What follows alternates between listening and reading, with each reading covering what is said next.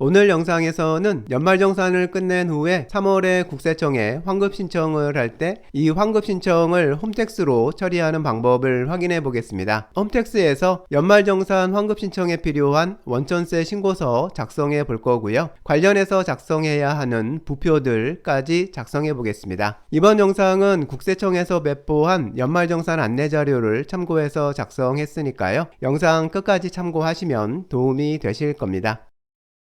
홈택스에 회사 명의로 로그인 하고요. 원천세 신고를 하러 가야 하니까요. 세금 신고 메뉴 선택하고 원천세 신고 메뉴 선택해서 일반 신고 선택해 줍니다.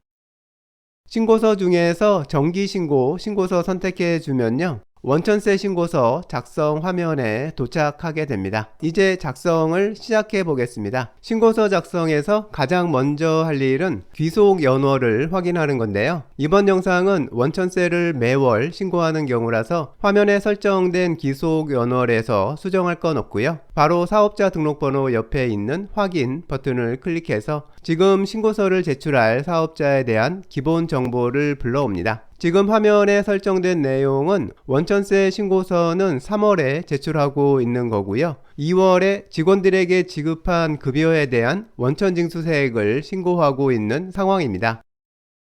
여기서 만일 기속 연월을 수정해야 하는 경우라면 기속 연월에서 원하는 월로 먼저 수정해 주고 나서 확인 버튼을 클릭하면 됩니다. 이제 다음으로 원천징수 신고 구분 상자에서 연말정산 포함 항목에 V체크 하고요. 환급 신청에도 V체크 해줍니다. 이렇게 선택하면 이번에 신고하는 원천세 신고서에 전년도 연말정산 결과를 포함해서 같이 신고한다는 거고요. 연말정산 결과로 환급금이 발생한 금액에 대해서는 환급 신청도 하겠다는 겁니다.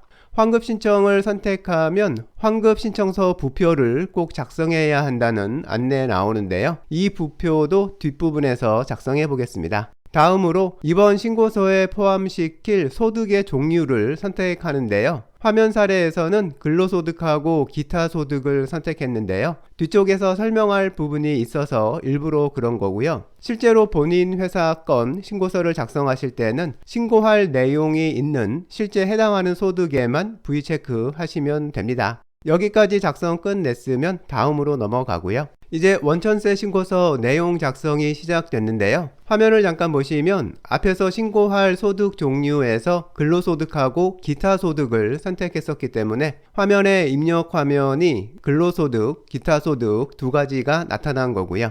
이제 근로소득 내용부터 차례로 입력하면 됩니다. 먼저 간이세액 부분에 2월에 지급한 급여에서 원천징수한 내역을 입력해 주는데요. 직원 5명에 대한 총 지급액 원천징수세액을 입력합니다. 다음으로는 전년도 귀속 연말정산 결과를 입력해 주는데요. 먼저 연말정산 합계 부분을 입력해 주고요. 연말정산 납부 금액까지 입력을 해줍니다. 납부할 금액을 입력할 때는 국세청에 실제로 납부할 건 없고 오히려 돌려받아야 하는 금액이 있는 경우에는 마이너스 표시를 붙여서 해당하는 금액을 입력해 주면 됩니다. 이제 근로소득에 대한 입력이 끝났는데요. 2월의 급여 지급에서는 직원들에게 원천징수해서 국세청에 납부할 세금이 99만 4천 원 정도 발생했고요. 전년도 연말정산 결과에서는 국세청에서 환급받아야 할 금액이 228만 원 정도 발생한 내용이 기록됐고요. 그래서 이번 원천세 신고서를 제출하고 나면 결과적으로 국세청에서 128만 원 정도를 돌려받을 금액이 있는 상황입니다. 여기서 2월에 지급한 급여하고 전년도 연말정산 결과는 모두 같은 근로소득에 해당하는데요. 이렇게 같은 종류의 소득들끼리는 금액이 자동으로 합산 처리돼서 보여집니다. 다음으로 기타 소득을 입력하는데요. 예를 들어서 외부 강사를 초빙해서 직원 대상 교육을 실시했던 건으로 강사료를 지급하고 원천징수한 내용을 입력해 주는 상황으로 보면 될 것 같고요. 입력을 끝내면 지금 화면 같은데요. 여기서 입력창들을 모두 오른쪽으로 이동시켜 보면 근로소득에서 입력한 내용하고 기타 소득에서 입력한 내용, 이 두 소득의 총 합계를 한꺼번에 볼 수 있는데요. 총 합계 부분을 살펴보면 총 지급 금액은 근로소득하고 기타 소득의 지급 금액이 합쳐져 있는 반면에 징수세액 소득세 항목은 근로소득하고 기타 소득의 합계가 아니라 단순히 기타 소득 해당 금액 2만 원만 적혀 있는 것 볼 수 있습니다. 총 합계 상자에서는 각각의 소득에서 발생한 마이너스 금액인 환급 금액은 합산해서 배제되고요. 각 소득에서 발생한 플러스 금액만 합산돼서 보여지게 됩니다. 여기서 마이너스 금액은 화면을 좀 더 아래로 내리면 볼 수 있는데요. 잠깐 이따가 확인해 볼 거고요. 지금 상황을 다시 한번 보면 연말정산 결과로 128만 원은 돌려받아야 하는데요. 기타 소득에서는 2만 원을 따로 세금으로 내야 하는 상황이니까 이 두 금액을 합산해서 돌려받을 금액을 126만 원으로 만들어 버리면 처리하기가 더 편리할 텐데요.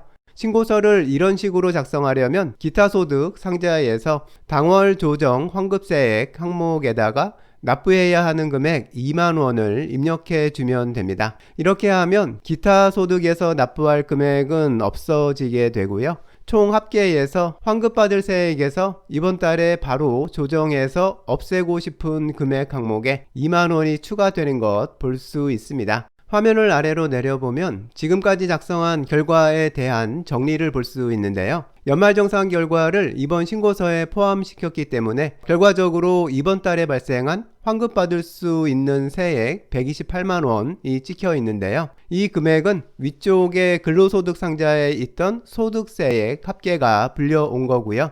이제 환급 조정 부분을 좀 더 자세히 볼 건데요. 조정 대상 환급세액에 적혀 있는 금액은 이번 신고서를 제출하면 국세청에서 최대 이만큼은 환급 신청을 할 수 있다는 내용인데요. 지금 화면 사례에서는 근로소득에서만 환급금이 발생한 경우라서 적혀 있는 금액이 근로소득에서 발생한 환급금액하고 동일할 뿐이고요. 만일 다른 소득에서도 환급이 발생했었다면 여러 소득에서 발생한 환급금액이 모두 합쳐진 금액이 되게 됩니다. 당월 조정 환급세액은 실제로는 이번 달에 납부해야 할 세금이지만 환급받을 세액에서 바로 공제 처리하고 싶은 금액이 적혀 있는 건데요. 방금 전에 기타 소득에서 납부해야 했던 2만 원을 환급받을 세액에서 공제하는 것으로 작성했던 내용이 적혀 있는 거고요. 차월 2월 환급세액은 환급받을 수 있는 금액에서 이번 달에 공제 처리할 금액을 빼준 금액인데요. 이 금액이 이번에 최종적으로 환급 신청을 할 수 있는 금액이 됩니다. 이제 이 환급 신청이 가능한 최종 금액을 한도로 해서 국세청에 환급 신청을 할 수 있는 건데요. 전액을 환급받고 싶으면 최종 금액을 그대로 입력해 주면 됩니다. 여기서 주의할 점이 하나 있는데요. 신청서 작성 첫 화면에서 환급 신청도 선택한 경우에는 여기에서 일정 금액이라도 반드시 환급받을 금액을 입력해 주어야만 한다는 겁니다. 차월 2월 환급세액 금액 내에서 환급 신청 금액을 입력해 주면 됩니다. 여기까지 하면 환급 신청을 위한 원천세 신고서 작성은 일단 끝난 거고요. 저장하고 다음으로 이동하면 됩니다. 이제 추가적인 부표를 작성해야 하는데요. 이 부분부터는 다음 영상에서 확인해 보겠습니다. 그리고 다음 영상에서는 지금 이 화면에서 전월에 2월 시켰던 미환급금이 이미 존재하고 있는 상황에서 이 화면을 작성하는 방법도 같이 확인해 보겠습니다.